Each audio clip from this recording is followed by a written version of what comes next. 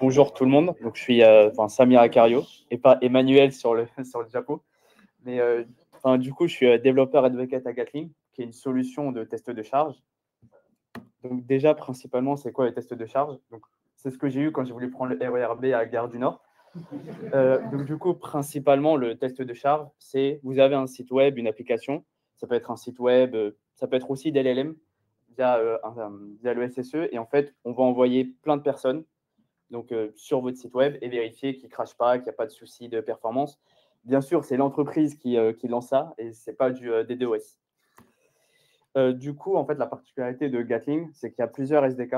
Donc, il y en a un en JavaScript, TypeScript et d'autres en Java, Kotlin et Scala. Et en fait, le bénéfice d'avoir son load test avec du code et pas juste du drag and drop, c'est qu'on peut facilement le mettre sur GitHub, GitLab, SVN, si jamais il y en a qui l'utilisent encore.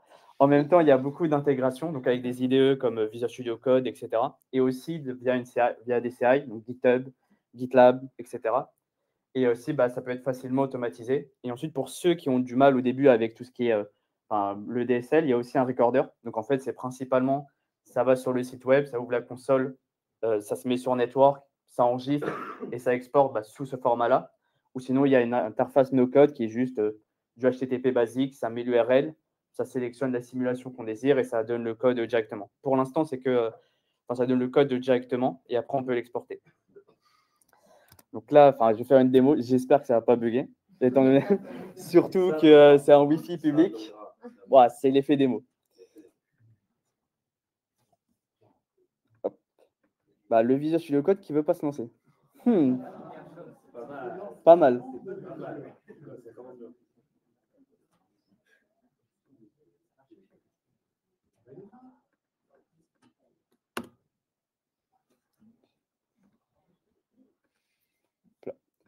Donc, bon, je ne suis pas forcément le meilleur en TypeScript.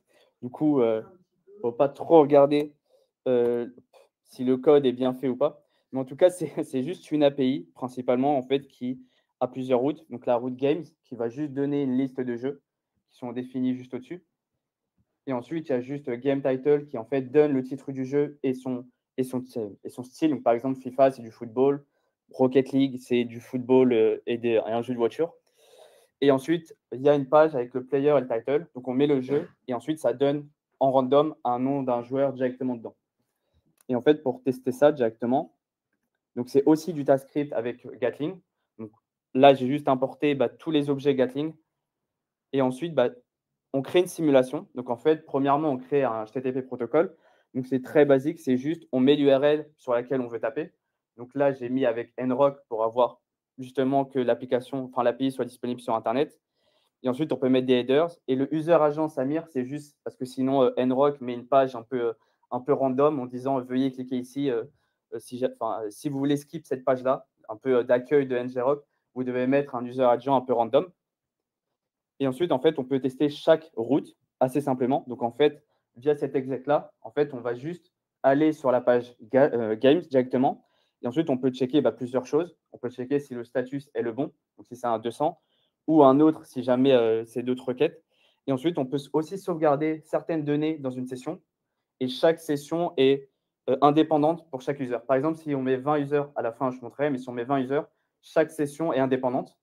Du coup, ça permet facilement de récupérer, je ne sais pas, par exemple, un token d'une API et l'utiliser dans une autre requête, par exemple. Ensuite, c'est la même chose pour le type. Donc, en fait, là, juste, on va récupérer et voir si c'est du 200.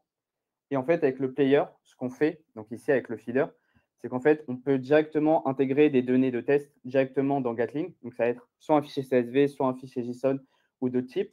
Et en fait, à l'intérieur, on peut mettre des données. Donc là, j'ai juste mis des données de jeux et de joueurs ensemble. Mais ça peut être, bon, ce n'est pas forcément le meilleur endroit pour mettre des mots de passe dans un fichier CSV, mais en tout cas, dans une plateforme de test, ça peut être des informations random. Donc, ça peut être une adresse, par exemple, avec le code postal, etc., si on veut faire un formulaire d'inscription. Et ensuite, en fait, directement, hop, ici, ce que je fais avec le feeder, c'est qu'en fait, je donne accès à getPlayerName à ce CSV. Du coup, on pourra utiliser toutes les informations du CSV. Et par la suite, en fait, on peut faire plein de choses. Donc là, c'est un peu un exemple un peu bateau qui ne sert pas vraiment dans la vraie vie. Mais avec ça, on peut faire en fait un if. Donc en fait, tant que ma condition n'est pas validée, on ne rentre pas à l'intérieur. Et ensuite, on fait juste un while. Donc, en fait, on peut faire, par exemple, ça peut être répéter des requêtes 3 ou 4 fois. Ça peut être faire une boucle, par exemple, de répéter, je sais pas, par exemple, sur un site e-commerce, que la personne fait telle action plusieurs fois, qu'elle peut revenir sur son panier, puis repartir, puis revenir, par exemple. Et ensuite, on sauvegarde en session. Donc là, c'est juste la création du scénario. En fait, on lui dit que le scénario là, quand je vais l'appeler, tu vas exécuter donc get game. Donc tu vas aller sur game, ensuite sur type et après sur player name. Et c'est ici en fait qu'on décide à quel moment en fait on va lancer l'utilisateur. Donc en fait, il y a différentes manières de le faire. Donc soit on envoie, par exemple, on passe à la télé, il y a 14 000 personnes qui arrivent sur le site web. Donc là, on peut mettre directement 14 000 personnes qui arrivent d'un coup et qui partent après. Sinon, on peut faire petit à petit. Donc, en fait, ça va être au début, il y en a 10, puis par la suite, au bout de 3 secondes, il y en aura 15, par exemple.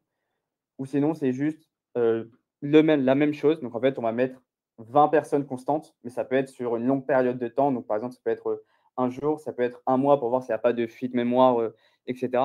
Et ensuite, on peut aussi mettre des assertions. Donc, c'est juste principalement des tests. Donc, ça va être j'ai envie qu'au total, le nombre de requêtes qui n'a pas marché, ça soit moins de 10%, ou je veux qu'il y ait 100% de succès, par exemple. Et ensuite, pour lancer la simulation, c'est assez simple. Donc, en fait, c'est juste, hop, c'est mon terminal.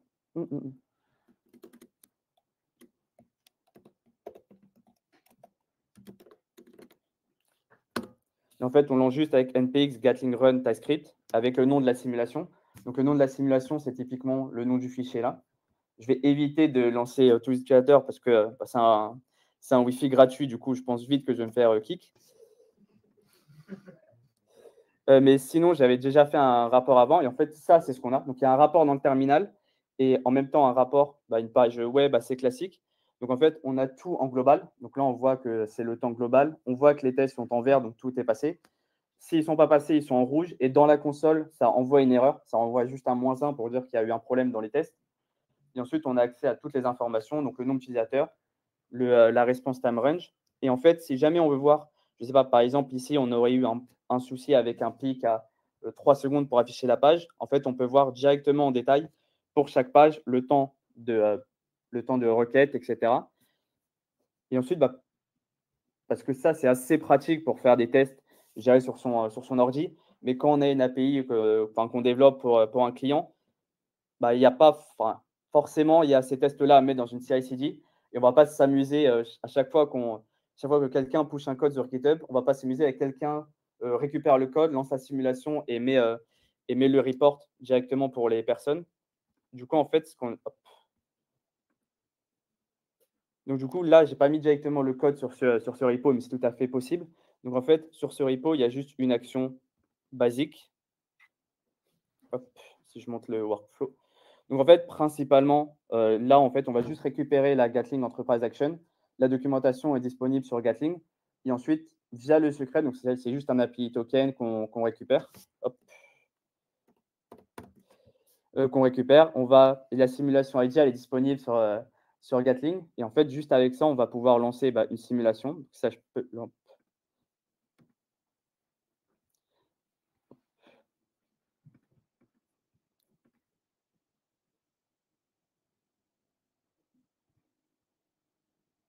donc là, en fait, directement, en fait, l'entreprise action va récupérer, soit le code, parce que vous pouvez aussi packager le code et l'envoyer via une API, donc via le faire directement ici. Et donc, du coup, là, ça va lancer sur Gatling Enterprise, justement ici, une simulation. Donc là, elle est en train d'être lancée. Hop, si je vais revenir sur une autre. Mais si on revient sur une autre, en fait, directement, on a des informations, mais là, un peu mieux. Donc là, c'est juste un summary, donc avec le nombre de requêtes et le nombre de concurrents. Et si on veut un report beaucoup plus détaillé, là, il est beaucoup plus détaillé. Il y a beaucoup plus d'informations directement que sur la version open source. Et en même temps, ce qui est aussi mieux sur la partie justement Gatling Enterprise, c'est que c'est en fait pour chaque simulation, donc ça veut dire si vous testez, sur votre ordinateur, à part si vous avez un VPN et vous pouvez vous mettre, vous allez juste générer des utilisateurs venant de votre ordinateur, alors que via Gatling Enterprise, vous pouvez générer des personnes venant de quasiment toute la planète. Donc ça peut servir si jamais votre application elle est utilisée par des gens aux États-Unis et en France, ou États-Unis, France et Japon. Donc ça peut aussi servir directement ici, on peut choisir le nombre de générateurs. On peut aussi dire que je veux que 60% des personnes viennent de Paris et 40% du reste. Si par exemple, vous avez 60% de vos clients en France. Et en même temps, vous pouvez aussi gérer tout ce qui est intégration. Donc, ça va être avec, comme j'ai dit, là, comme j'ai montré avec GitHub Action, mais il y a les principaux, donc Jenkins, GitLab CI.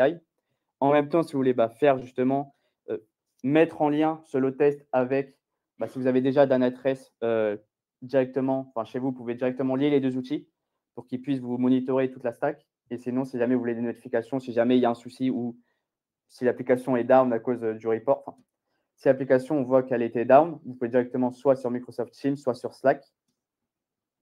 Hop. Il n'y a pas encore Discord.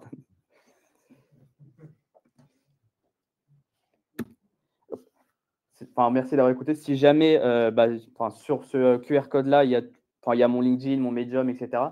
Et en même temps, le 23 septembre, justement, il y aura un webinaire avec Docker, avec Test Container qui a été racheté par Docker sur justement comment load tester une application dans son conteneur. Vous êtes libre de vous inscrire. Si jamais il y a des questions, tu peux y répondre.